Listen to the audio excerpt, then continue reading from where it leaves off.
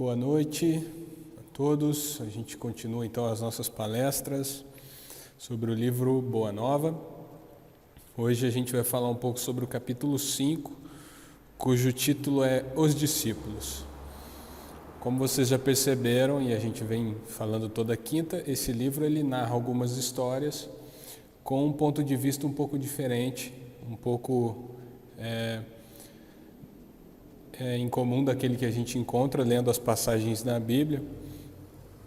E até por isso é válido, e a gente sempre recomenda que vocês leiam também as histórias que são apresentadas aqui, para que vocês tenham a condição de tirar a conclusão por vocês próprios, né? Não fica só baseados naquilo que a gente conta aqui. E a narrativa dessa noite, né, dessa quinta, ela acontece logo após que Jesus dá um sermão ao público, né? Então a gente sabe que ele tinha esse costume, ele reunia as pessoas em um local e falava. E logo após essa apresentação que ele fez a toda a população, ele tem uma reunião um pouco mais íntima com os discípulos, né, onde ele, e a gente já viu isso aqui estudando outros livros, né, que para com os discípulos, quando Jesus estava tratando só com eles, ele tinha um modo de falar um pouco diferente, ele conseguia se aprofundar em determinados assuntos por conta da capacidade dos próprios, né, dos discípulos.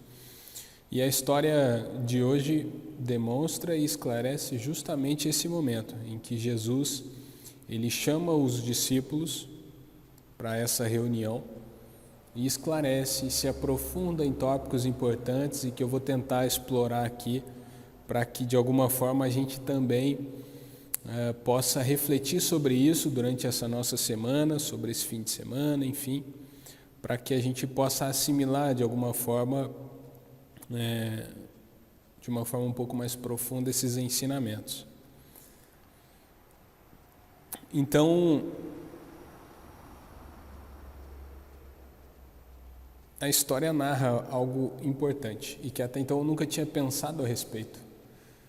São 12 os discípulos de Jesus e a gente sempre imagina um grupo muito harmonioso, muito junto, né? E que na realidade a história desse livro diz que não, assim como em qualquer grupo que a gente vá reunir, sempre há alguma desavença. No livro ele usa o termo de contenda, né? Há sempre uma discussão ali, outra aqui, né? Algumas arestas, e que com os discípulos não foram diferentes, né? Eles ficavam querendo saber qual deles ali sabiam mais sobre o Evangelho, entendia mais das leis, qual deles estavam mais próximos do reino de Deus. Enfim, Jesus mesmo diz a eles que isso era, olha, vamos parar com isso, que isso é questão muito inferior, muito superficial, e não é esse o intuito desse tipo de reunião que eles haviam à época, né?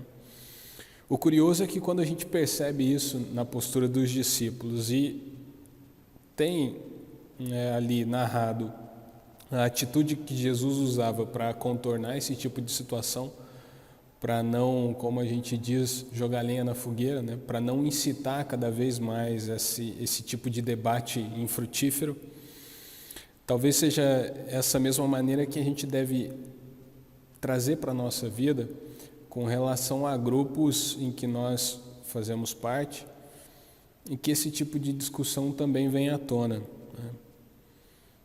Todo mundo, nós somos todos diferentes, né? Ninguém é igual a ninguém. E isso é muito bom, porque imagina viver num mundo em que só houvesse uma cópia exata daquilo que você é, daquilo que você já sabe. Não teria margem para aprendizado. A gente só aprende com aquilo que é diferente, com quem é diferente da gente, com quem tem uma visão de mundo diferente da que a gente tem. E nesse sentido, quanto mais o grupo, quanto mais heterogêneo for, maior é a capacidade de aprendizado, né? Afinal de contas, sempre que a gente fala da sociedade, a gente fala de convivência, né? Fala de viver juntos. Não há e não pode ser um caminho eu anular o outro ou a outra pessoa para que a minha opinião, para que o meu modo de enxergar a vida prevaleça. Não é esse o intuito. A ideia sempre da convivência é que a gente saiba harmonizar essas diferenças. Entender que elas existem, mas não anulá-las. É por justamente eu saber que você pensa diferente de mim, tem uma visão de mundo completamente diferente da minha, que eu devo respeitar e principalmente tentar ouvir e aprender aquilo que você tem para me ensinar.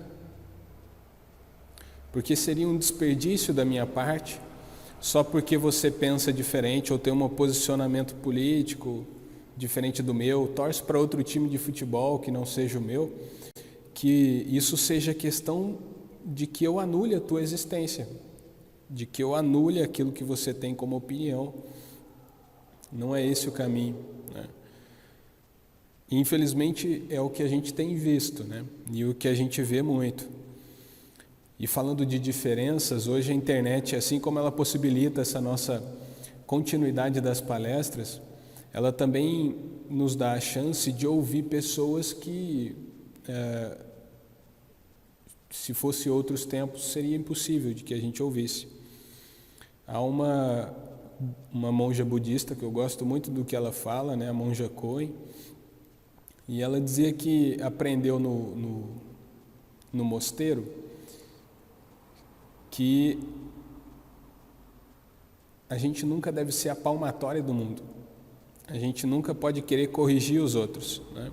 Essa palmatória eu lembro de avós, pais, enfim, alguns familiares contando, né, da época escolar em que realmente havia, né, o professor corrigia uma má conduta do aluno com uma reguada na palma da mão, e que a gente não pode adotar essa postura com o mundo, com as outras pessoas, com quem pensa diferente da gente, né?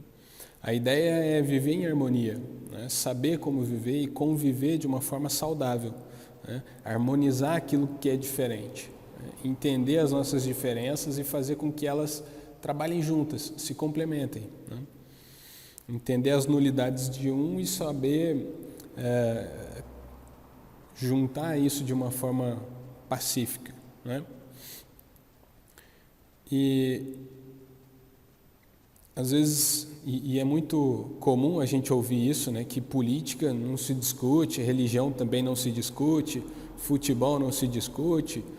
Bem, acabei de dar o exemplo da monja, ela provavelmente tem uma visão religiosa do mundo muito diferente da que eu tenho, mas não é por isso que eu não vou querer que ela fale, não é por isso que eu não vou gostar do que ela está falando. E quando a gente deixa de discutir política, como esse dito popular fala, quem sai perdendo somos nós mesmos, né?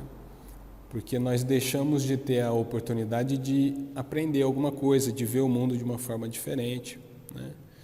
Que o grande problema implícito nessa frase não é a discussão em si, mas é quando um dos lados dessa conversa, ele já tem uma opinião completamente formada na cabeça dele, e ele não está preocupado em saber o que o outro pensa, ele está preocupado em convencer o outro a respeito daquilo que é a visão dele. Nessa hora não existe um diálogo, nessa hora deixa de se haver um debate sadio, né? E que a pessoa não está ouvindo a outra como deveria. Às vezes a pessoa está falando, está conversando com a gente, e você, em vez de ouvir, prestar atenção realmente naquilo que está sendo dito, você só está buscando na sua mente repertório, argumento para contra-atacar, né? E que talvez esse seja o princípio dessa coisa do nosso ego, de querer convencer. Olha, eu quero que você fale aquilo que eu estou falando, tá? Porque a tua ideia, para mim, não vale nada. Vale você falar a minha ideia, tá? Você assimilar aquilo que eu penso. E esse não é um caminho sadio para a convivência, né? Como eu já falei. Então, a maneira como a nossa sociedade se mostra hoje um pouco, ou bastante até polarizada pelas questões políticas, né, demonstra justamente esse fato. Às vezes, quando há o debate, assim, como aconteceu, né, famílias, parentes brigando e deixando de se falar por algo completamente passageiro, né, e eles não percebem dessa forma por essa talvez falta de respeito, que é o que a gente gosta de falar, né? Falta de respeito em ouvir, se colocar no lugar do outro, tentar entender por que o outro pensa daquele jeito. Ele não é obrigado a pensar como eu, mas eu tenho o dever de entender por que ele pensa assim. E aí eu vou compreender melhor esse ser, né? E aí quando a gente senta numa reunião familiar e fala sobre política, ninguém vai brigar com ninguém, porque eu gosto de candidato tal e você gosta de outro. Vai todo mundo entender o ponto de vista de cada um, né? E a mesma coisa é o futebol, né? Eu tenho a preferência por um clube de futebol. E eu posso conversar com qualquer outra pessoa e ela não vai me fazer mudar de opinião a respeito do time que eu gosto, do time que eu torço. Só que isso não impede, né, de que eu esteja ali ouvindo realmente o que a pessoa sente pelo time dela também, que é do gosto dela. E nessa hora, entendendo, ouvindo, eu vou ser capaz de, quando estiver num estádio de futebol, né, a gente assistir os jogos não com a minha torcida e a torcida do outro lado do estádio, mas eu ao lado de um amigo, de uma amiga que tem uma preferência por um clube diferente do meu. Eu acho muito estranho, né, continuando nessa temática, quando a gente vai assistir uma partida de futebol, uma torcida está ali, eles às vezes não estão muito preocupados com o time em campo, eles estão mais preocupados em ofender o time rival, ofender a torcida rival. E quando acontece um gol e a câmera da TV mostra a torcida do time que fez o gol, em vez de você ver os torcedores comemorando entre eles, felizes, eles estão preocupados em fazer gestos, xingar a torcida adversária. E isso, assim, no meu modo de enxergar, né, as coisas, e depois de ter lido essa passagem dos discípulos aqui no livro Boa Nova, me deixou ainda com mais certeza a respeito desse ponto, né? Poxa, é um momento em que você tem que se desfrutar ali com as pessoas que são simpáticas a você e esquecer um pouco os outros, né? Pelo menos na hora do futebol, né? Saiu um gol da sua equipe, deixa os outros, comemora com você e seu time, né? É assim, quando sair o gol do adversário, deixa eles comemorarem, né? Você, de certa forma, vai estar respeitando mais a escolha do outro, né? Mas o fundo de tudo isso, né, que eu quero deixar bem claro, é essa questão de ouvir, né? Saber realmente ouvir a pessoa numa hora de uma conversa, né?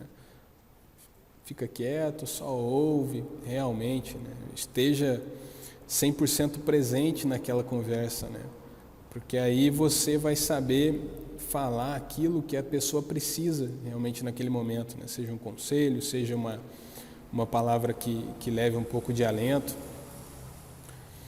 Mas a história, voltando à nossa história, continua quando Jesus acalma a situação, né? Ele coloca panos quentes em tudo ali, falando que essa conversa não leva a lugar nenhum. E ele faz um alerta aos discípulos, que eu vou ler aqui na íntegra.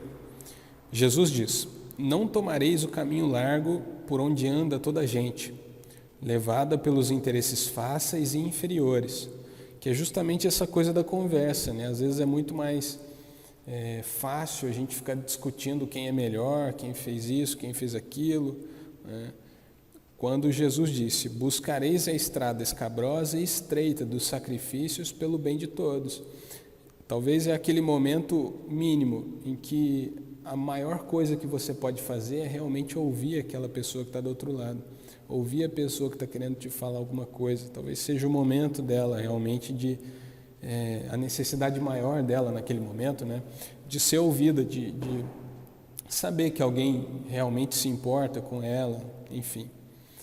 Aí Jesus continua: também não penetrareis nos centros de discussões estéreis, à moda dos samaritanos, nos das contendas que nada aproveitam às edificações do verdadeiro reino nos corações com sincero esforço.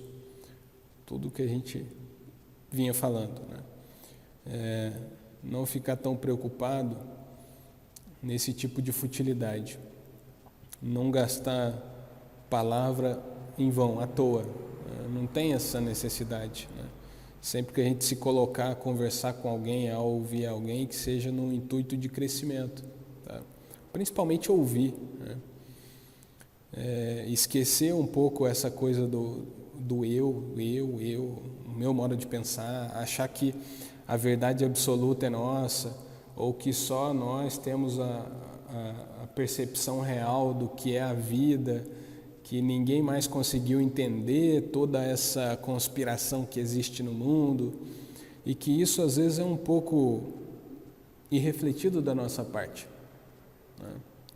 Achar que nós somos os seres mais inteligentes que existe e que, poxa, como é que as outras pessoas não percebem isso que está acontecendo, né? Então, às vezes é necessário muita calma nessa hora, né? Refletir melhor, né? Com muita profundidade a respeito dessa nossa crença. E Jesus ele fala então para os discípulos aquilo que ele espera deles depois que ele partir, né? Para eles buscarem as pessoas que realmente necessitam desse afago, né, no espírito, buscar os doentes, buscar as pessoas que naquela época viviam à margem da sociedade por algum preconceito, né? E o que a gente já falou aqui muitas vezes, Jesus, se viesse à Terra hoje, estaria no meio de pessoas que precisam dele. Assim como a gente vai num hospital e só encontra pessoas doentes que estão precisando de auxílio médico, Jesus veio em socorro daqueles que estavam precisando, né? Pessoas que não tinham encontrado ou que de alguma forma estavam afastadas desse caminho virtuoso, da elevação moral do espírito. E é curioso porque nessa passagem Jesus fala aos apóstolos para que, enquanto eles estivessem pregando o Evangelho, disseminando o Evangelho, que nos lugares onde eles fossem bem recebidos, que eles abençoassem os locais e que quando não fossem, né, e aí Jesus diz exatamente isso: se ninguém vos receber, nem desejar ouvir as vossas instruções, retirai-vos, sacudindo o pó de vossos pés, isto é, sem conservardes nenhum rancor e sem vos contaminardes da alheia iniquidade. Às vezes a gente lê isso na Bíblia e acha, então assim, a pessoa me tratou mal, eu bato o pé, né, tiro dessa terra, não levo nem a poeira.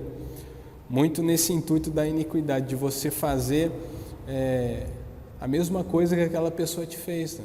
Você tratar aquela pessoa com a mesma indiferença, que não é esse o caminho, não é esse. Jesus diz, sem conservardes nenhum rancor e sem vos contaminardes da alheia iniquidade.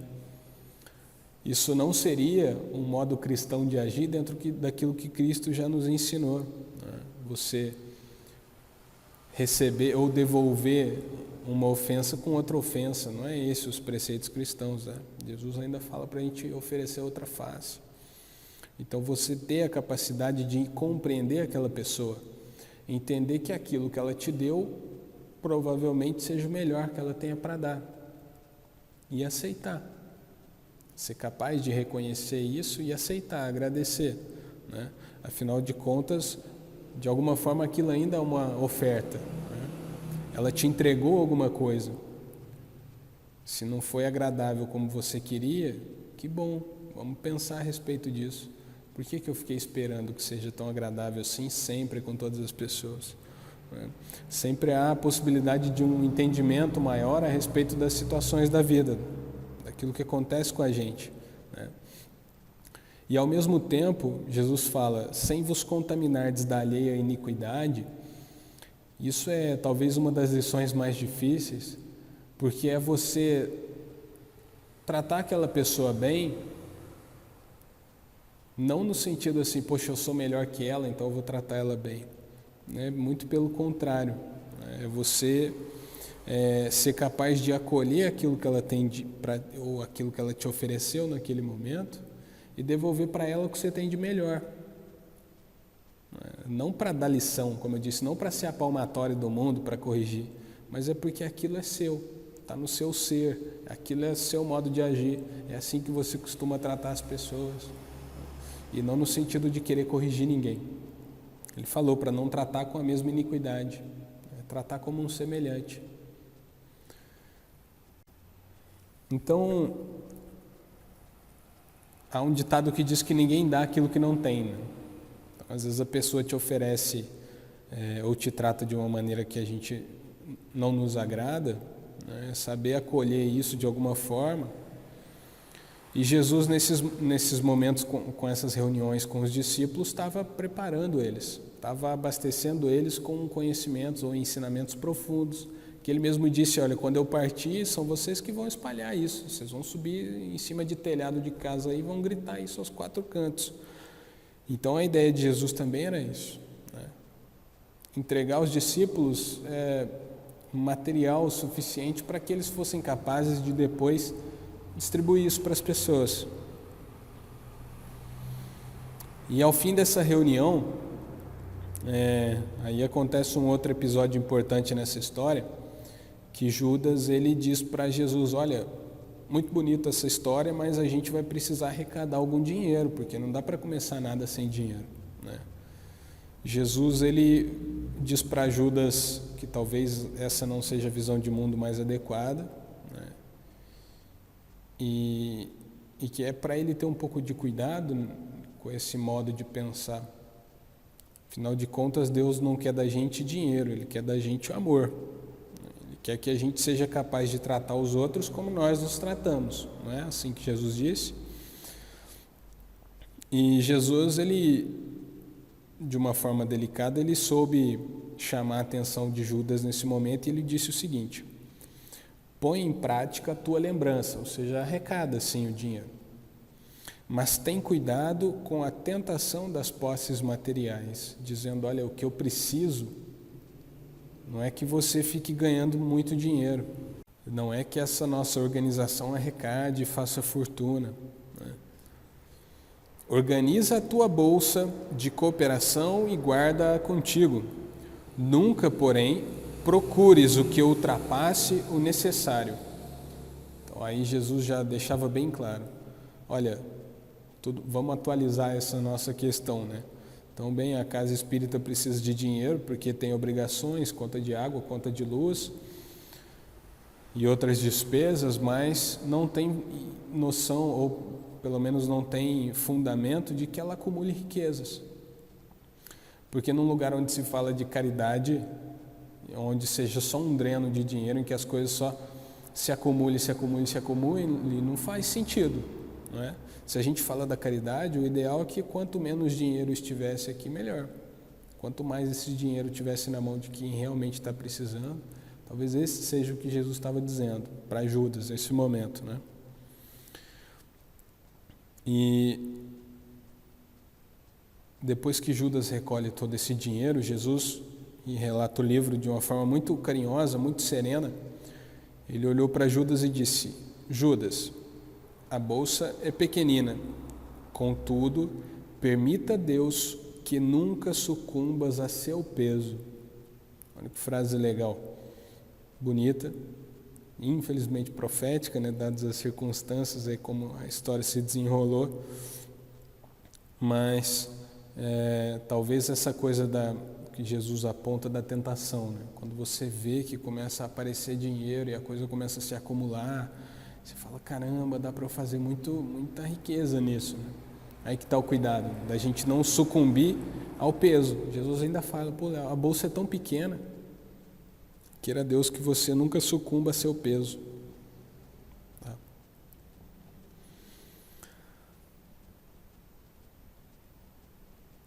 Isso é de um outro livro que se chama Ave Luz. E curiosa é uma história, uma passagem muito semelhante que Jesus está tendo ali com os discípulos e conversa explicitamente com Judas a respeito dos tesouros, né, com as riquezas da terra. E Jesus diz, olha, Judas, é necessário ser rico por dentro para que o coração aprenda a orientar os tesouros por fora. Jesus diz, olha, é muito mais importante que o peso do seu coração seja maior que o peso dessa bolsinha de dinheiro, como ele falou para Judas, né? Que a única forma do homem não sucumbir ao peso do dinheiro, né, apesar de estar guardado numa bolsa muito pequena, é que o coração dele seja tão pesado quanto isso. Ou seja carregado de tesouro realmente valioso, seja carregado de virtudes, né?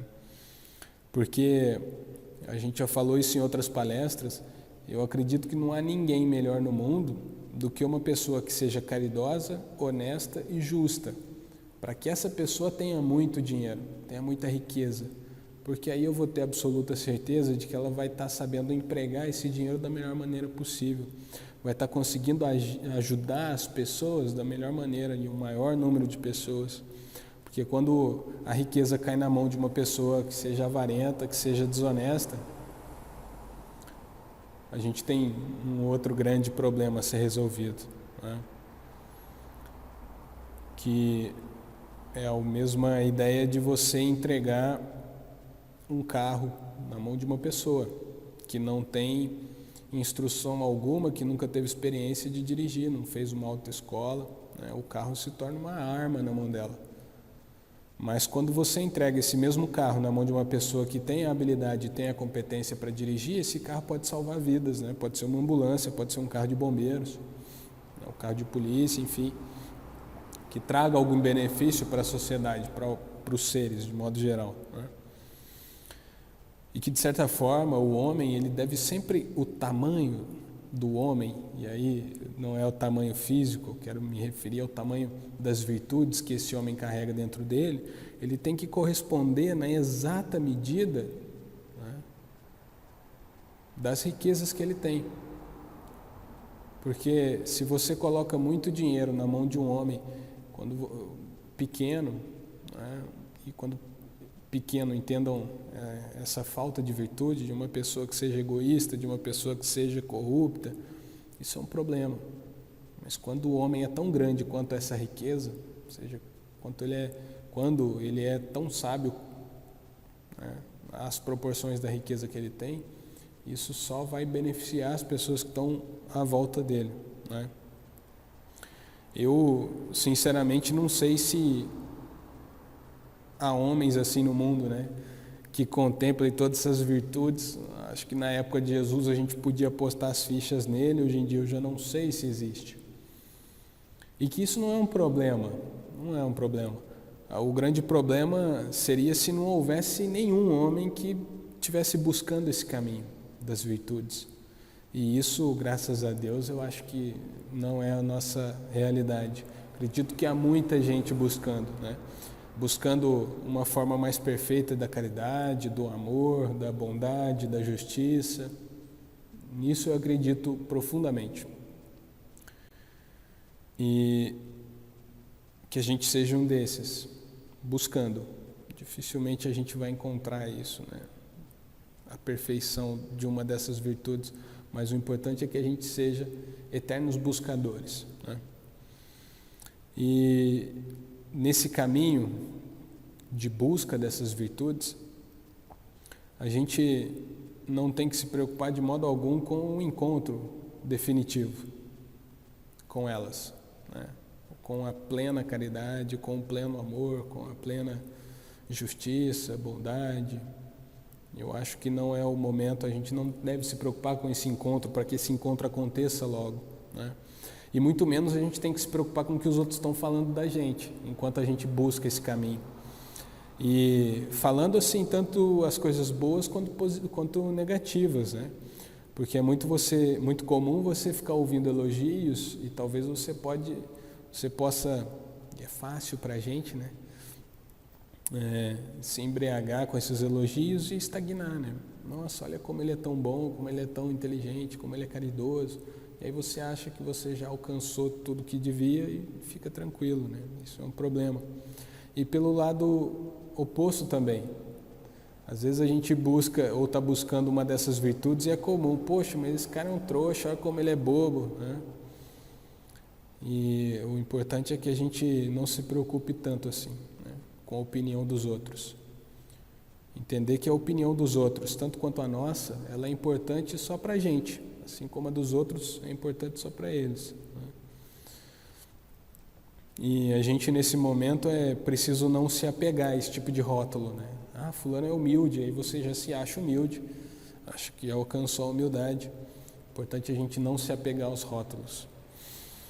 E que talvez, e só talvez, o fato da gente nunca encontrar essas virtudes, a humildade, a caridade, a benevolência, o amor, a justiça, talvez da gente nunca perceber elas frente a frente na nossa vida, seja o motivo ou seja o mais forte indício de que essas virtudes já estão no nosso íntimo, que a gente já assimilou isso da melhor maneira que a gente pode conseguir.